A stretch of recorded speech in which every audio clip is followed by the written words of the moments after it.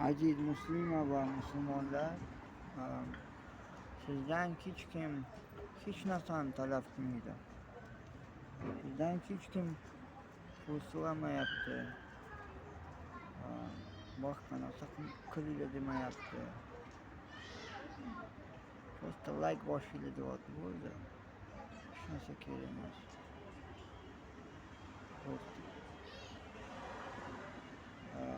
Chunki mani o'zimdan qolman, aravada yuraman.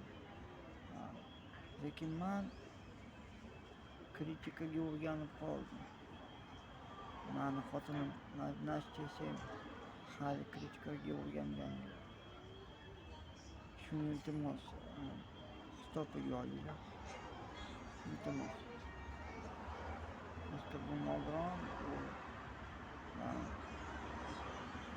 planetaga odamni xohlayapti.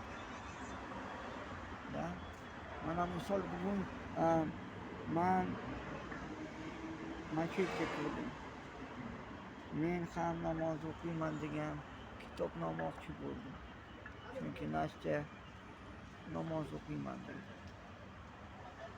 Lekin mangidagi не то что kitob bermadim. Domla mani oldimga chiqmadi. Shunaqa.